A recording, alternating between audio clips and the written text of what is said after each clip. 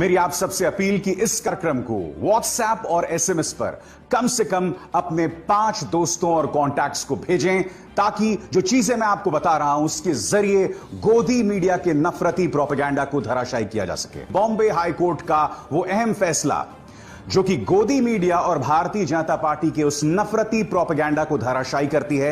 Bombay high court ने एक अहम फैसला सुनाया है, जिसके अंतर्गत उन्होंने कहा है तबलीगी जमात और विदेशों से आने वाले तबलीगी जमात के सदस्यों के खिलाफ जो तमाम बातें कही गई थी वो झूठी हैं और उनके खिलाफ एफआईआर को रद्द किया जाए। अदालत का फैसला क्या कहता है उसके बाद मैं उसकी व्याख्या करने वाला हूं। अदालत का फैसला आपके स्क्रीन पर। प्रिंट मीडिया और इलेक्ट्रॉनिक मीडिया में विदेशियों के खिलाफ जो कि मरकज दिल्ली में आए थे, उनके खिलाफ एक बहुत बड़ा प्रोपेगेंडा चलाया गया। एक तस्वीर बनाने की कोशिश की गई कि भारत के अंदर कोरोना वायरस के संक्रमण के लिए विदेशी जिम्मेदार हैं। जी हां, एक बहुत अहम फैसला यहां पर सुना रहा है बॉम्बे हाई कोर्ट, और आगे वो क्या कहते हैं उस पर भी गौर कीजिएगा। एक राजनीतिक सरकार हमेशा यह कोशिश करती है कि जब भी कोई बड़ी आपदा आती है तो उसके लिए बलि का बकरा ढूंढा जाए, और इस वक्त जो सर्कमस्टांसेस मौजूद हैं उससे साफ हो रहा है कि इन विदेशियों को बलि का बकरा बनाया गया। वो आगे ये भी कहते हैं कि जो ताजा संक्रमण के आंकड़े हैं भारत में, वो ये बतला रहे हैं कि जो मौजूदा पिटिशनर्स यानी कि जो तबलीगी जमात के सदस्य हैं, उनके खिलाफ कार्रवाई गैर वाजिब थी। उन्हें यह भी कहा गया है कि उनके वीजा उन्हें वापस दिए जाएं ताकि वो अपने मुल्क, अपने देश लौट सकें। तो बहुत ही करारा तमाचा एक तरह से मारा गया है बॉम्बे हाईकोर्ट के इस फैसले में, और मैं नहीं भूला हूं कि तबलीगी जमात पर जो हमला हो रहा था वो तो हो ही रहा था, मगर उसके जरिए मुख्य धारा की मीडिया की मदद ली गई, और किस तरह से कोरोना संकट के बीचों बीच एक प्रोपेगेंडा चलाया गया जिसके जरिए मुसलमानों के सोशल बॉयकॉट तक की बात की गई।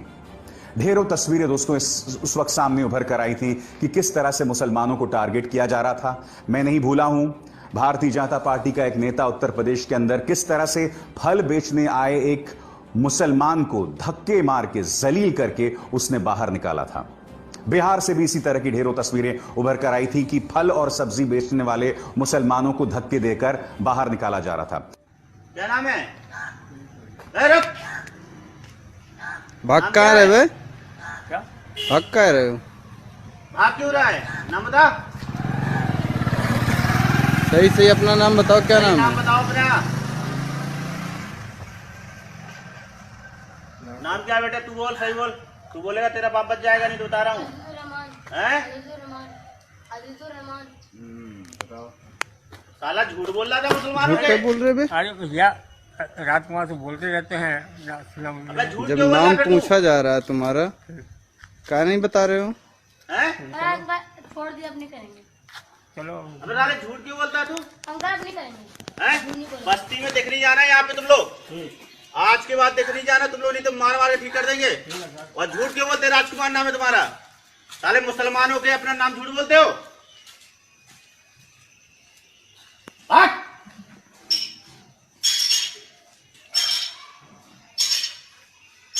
देख मत जाना यहाँ मोहल्ले में। साले राजकुमार नाम बता रहा था अपना। हिंदू नाम बता रहा है? हाँ, मुसलमानों के अपना हिंदू नाम बता रहा है। झूठ बोल के ये लोग सब्जी बेच रहे हैं। सबसे दुखद बात जो दो स्तर पर उभर कर आ रही है कि मीडिया, मुख्य धारा की मीडिया ने जबरदस्त झूठ का प्रचार प्रसार किया। अनाप शनाप वीडियोस जिसका कोई लेना देना नहीं था तबलीगी जमात से, वो वीडियोस का इस्तेमाल करके कहा गया कि देखो तबलीगी जमात के जो कार्यकर्ता हैं वो किस तरह से खाने में थूक रहे हैं, फलों में थूक लगा रहे हैं, और उसके जरिए देश में संक्रमण फैलाया जा रहा है। इंसान से हैवान तक, भगवान से शैतान तक,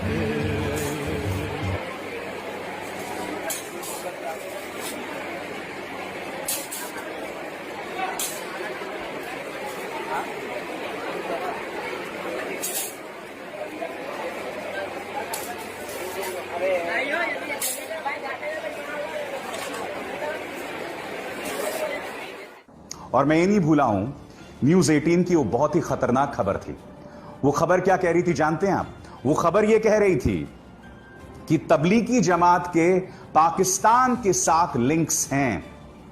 और मैंने उस वक्त भी कहा था, अगर वाकई तबलीगी जमात के पाकिस्तान के साथ लिंक्स हैं तो इसकी जांच होनी चाहिए, क्योंकि अगर तबलीगी जमात पाकिस्तान के साथ मिलके भारत में कोरोना फैला रहा है तो इस पर तो बहुत बड़ी कार्रवाई होनी चाहिए। इस मुद्दे को लेकर दिल्ली पुलिस की तरफ से कोई बयान नहीं आया था, बस न्यूज 18 ने यह खबर चलाई थी अपने डिबेट में, सिर्फ एक चैनल ने चलाई थी। मैं बार बार उस वक्त पूछ रहा था, यह बहुत बड़ा आरोप है, दिल्ली पुलिस का बयान कहां है?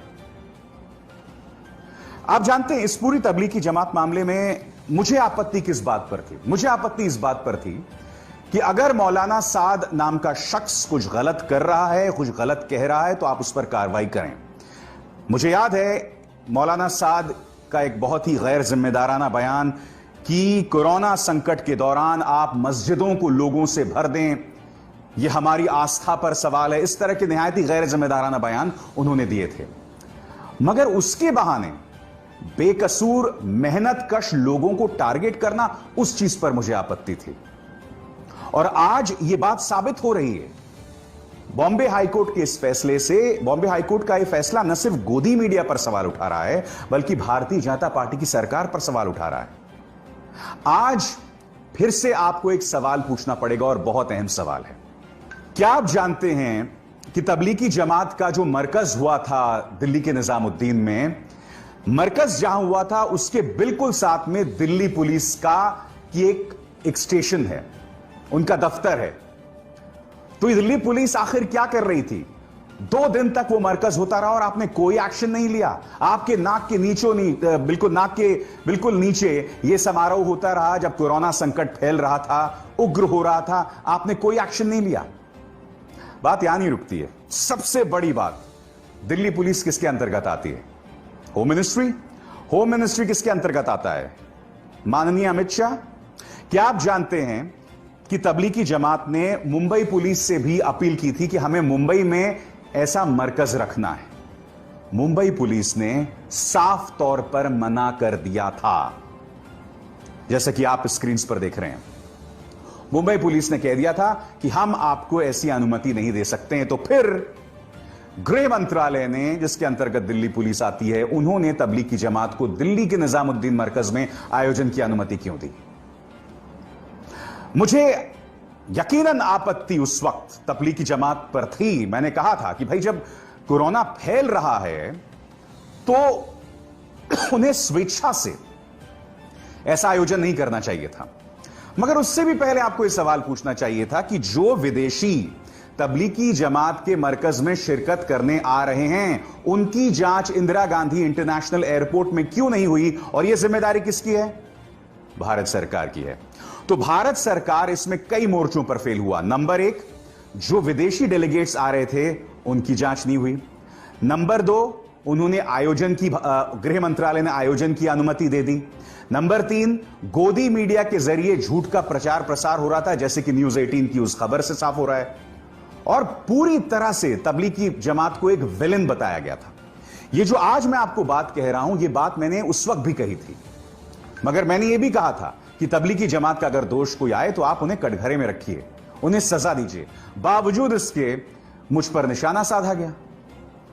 देखिए, मेरा सिर्फ एक तर्क है, आप चाहें तो दोषियों पर कार्रवाई करें और उसका प्रावधान है, मगर उसके जरिए मेरे समाज में विद्वेष पैदा ना करें, नफरत ना पैदा करें, देश की एक आबादी के खिलाफ झूठा और गलत प्रोपेगेंडा ना फैलाएं, जो आप फैला रहे थे, जो भारतीय जनता पार्टी का प्रचार तंत्र फैला रहा था।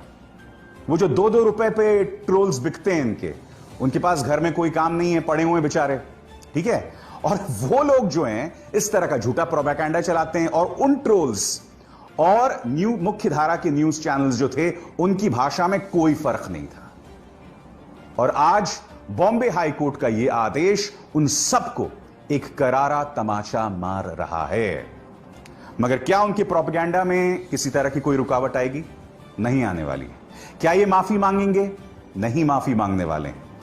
अब इनके लिए अदालत का भी फैसला मान्य नहीं है।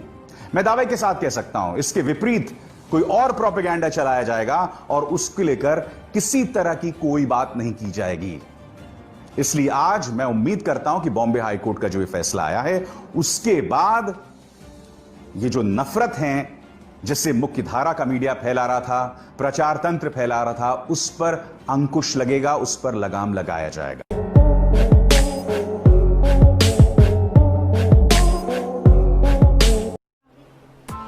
Press the bell icon on the YouTube app and never miss another update.